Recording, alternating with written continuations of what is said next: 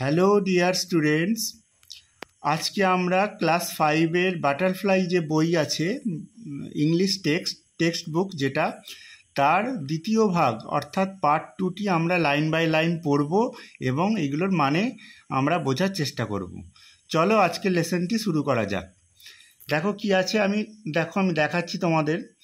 It is a wonderful book mother, Varun replied happily. তার মানে বরুণ উত্তর দিল হ্যাপিলি কথাটির অর্থ আনন্দের সাথে।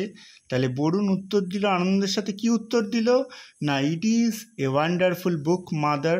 তাহলে মা, এটা একটা বিস্ময়কর বই। যে বইটা আমি পড়ছি সেটা একটা বিস্ময়কর বই। কি বলছে দেখো, I am reading about Rakesh Sharma right now. Right now কথাটির অর্থ হচ্ছে ঠিক এই সময়ে। তাহলে কি বলছে যে I am reading about Rakesh Sharma, তাহলে আমি ঠিক এই সময়ে রাকেশ শর্মা সম্পর্কে পড়ছি। দেখো তারপর কি বলছে, so you are reading about the first Indian to go to space. তার মানে কি?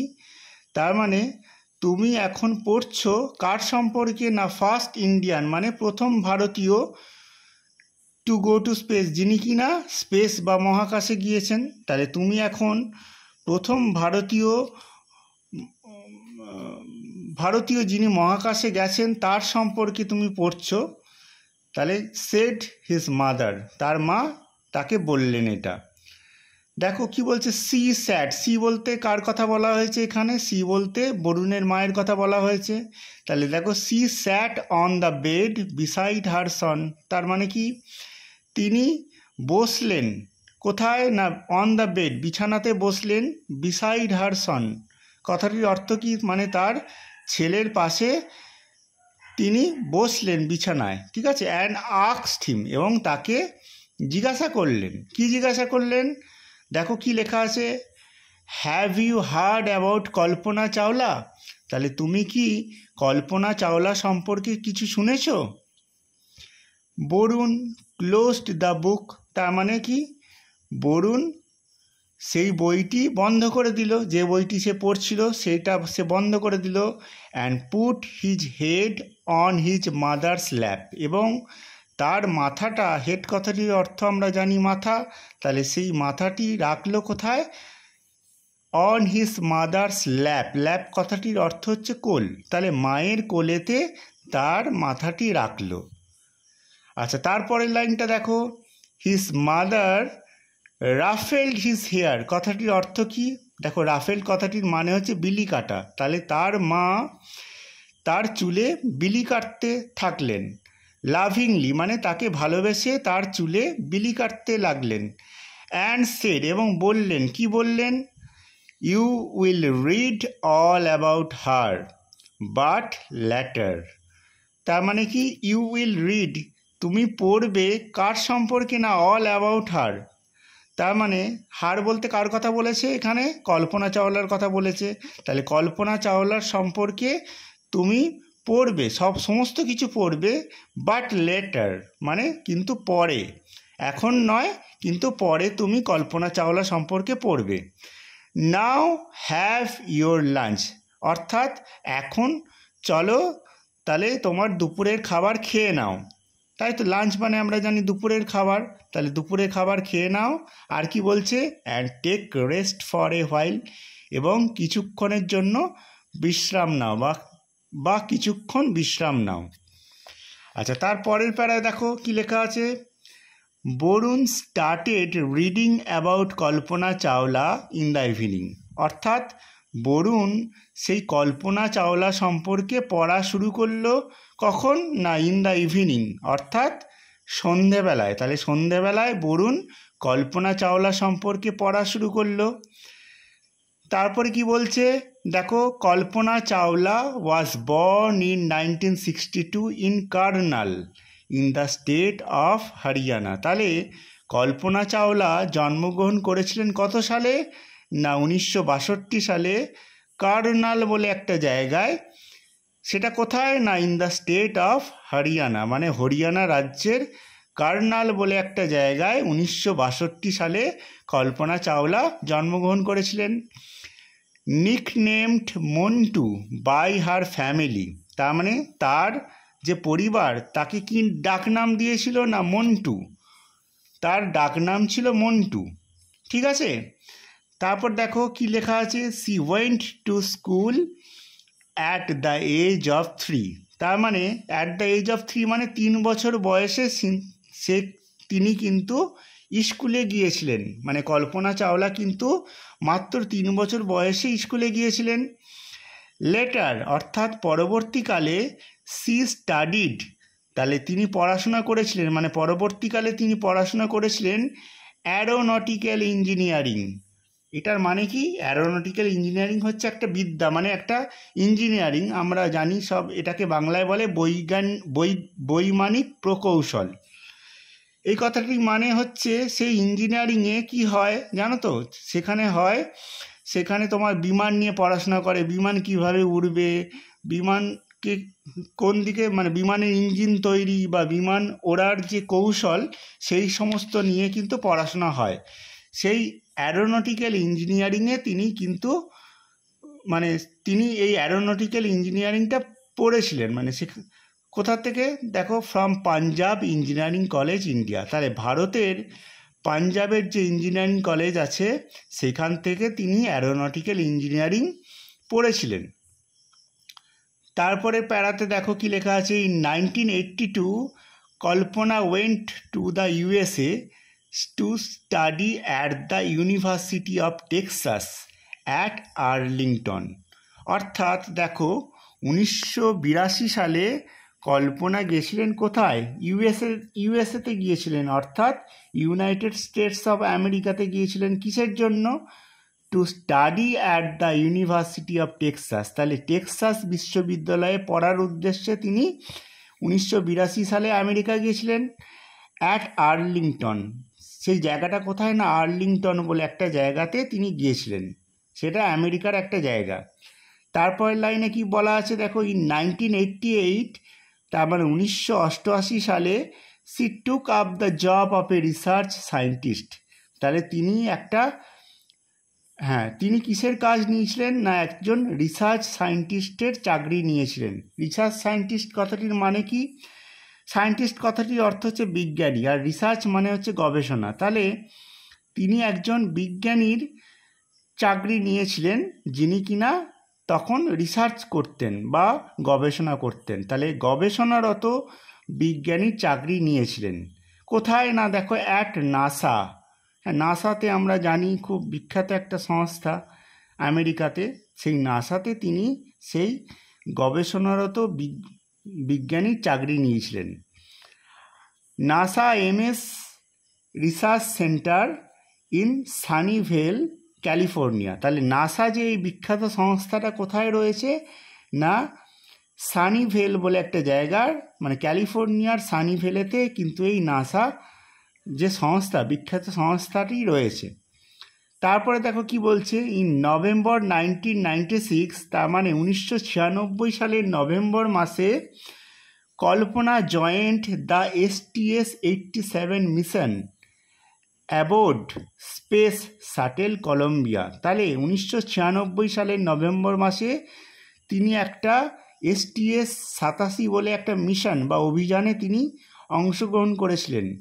সেটা কিসের জন্য দেখো, অ্যাবোর্ড স্পেস শাটেল কলম্বিয়া। তাহলে কলম্বিয়া নামে যে মহাকাশগামী যান রয়েছে, সেটাতে করে অভিযানের মহাকাশে যাওয়ার যে অভিযান, সেটাতে তিনি কিন্তু যুক্ত হন। তারপর দেখো কি বলছে, the mission flew in November to December 1997। তাহলে এই যে অভিযানটি, এটা উড়ে গেছিল, মানে ওই যে কলম্বিয়া বলে যে আমরা স্পেস স্যাটেলের কথা আমরা পড়লাম, সেই সেটাতে করে যে অভিযানটা হয়েছিল, সেই অভিযানটা কখন শুরু হয়েছিল দেখো, নভেম্বর ডিসেম্বর মাসে। সেটা হচ্ছে 1997 সালের নভেম্বর ডিসেম্বর মাসে সেই অভিযানটা শুরু হয়েছিল, মানে সেটা মহাকাশে পাড়ি দিয়েছিল। During which Kalpana spoke with the then prime minister of India.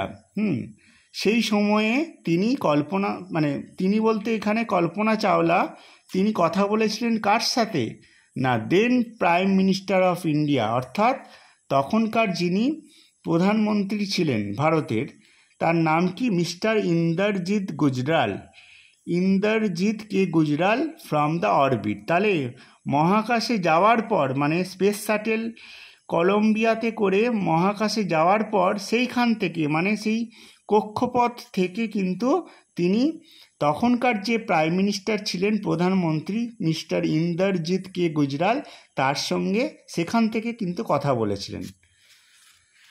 আচ্ছা, এরপরে দেখো আমরা পরের প্যারাতে চলে আসছি। On 16th January 2003 Kalpana again went to space. তাহলে 16ই জানুয়ারি 2003 সালে কল্পনা এগেন অর্থাৎ আবার গিয়েছিলেন কোথায়, স্পেসে বা মহাকাশে গিয়েছিলেন। She was on board the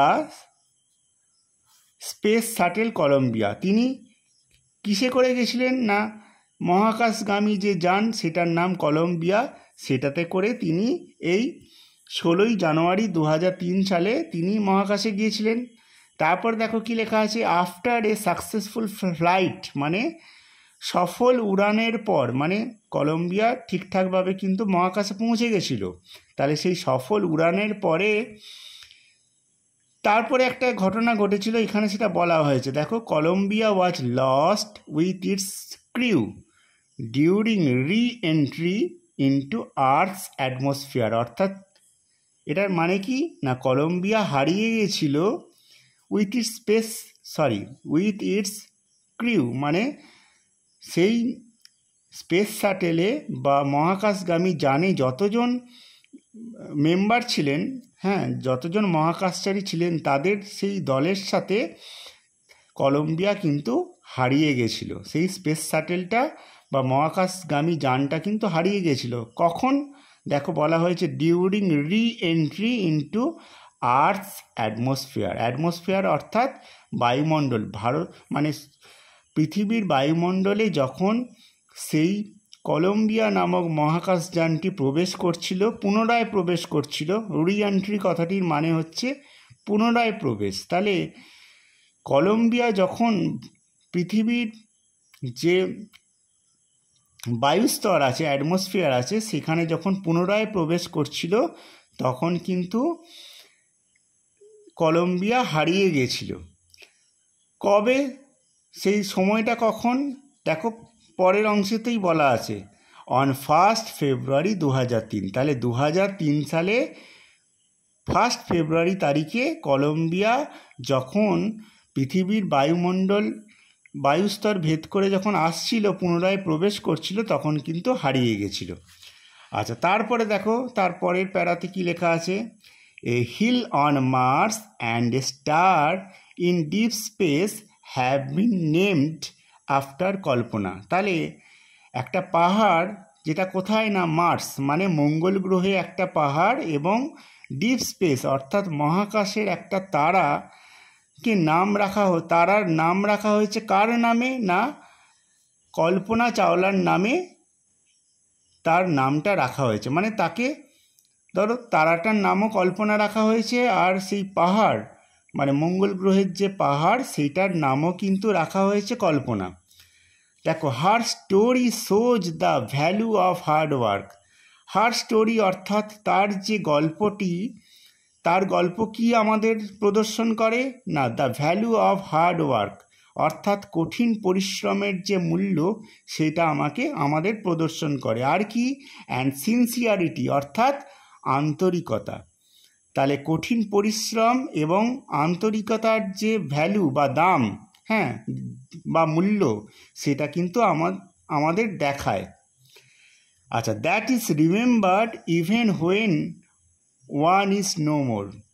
তাহলে কখন দেখায়, সেই তার গল্পটা আমাদের যে কঠিন পরিশ্রম এবং আন্তরিকতার মূল্য প্রদর্শন করে, সেটা কখন দেখায়, সেটা আমাদের মনে করায়, আমার একটু ভুল হলো, রিমেম্বার্ড কথাটির অর্থ মনে করানো, অর্থাৎ আমাদেরকে মনে করায় even when one is no more, যখন কেউ বেঁচে থাকে না বা যখন কেউ অনুপস্থিত থাকে, অর্থাৎ যখন কারুর জীবন চলে যায় সেই অবস্থাতেও কিন্তু আমাদের সেটা প্রদর্শন করে। এটার অর্থাৎ আমাদের কি বোঝাতে চাইলো এখানে, যে কল্পনা তিনি একজন মহাকাশচারী ছিলেন, তিনি মহাকাশে গেছেন, তার কঠিন পরিশ্রম তিনি দিয়েছেন, আন্তরিকতা দেখিয়েছেন, কিন্তু তিনি যখন মারা গেলেন বা তিনি যখন আর থাকলেন না বা তার জীবন যখন চলে গেল, তারপরেও কিন্তু মানুষ তাকে মনে রেখেছে। কিসের জন্য? না, তার কঠিন পরিশ্রম এবং আন্তরিকতার কারণেই মানুষ তাকে এখনও মনে রেখেছে। ঠিক আছে, আজকে তাহলে এই পর্যন্তই। আমরা এর পরের ক্লাসে কিন্তু পরের যে অ্যাক্টিভিটিগুলো আছে সেইগুলো আমরা করব। তাহলে আজকের ক্লাস এখনই এই পর্যন্তই। Good bye.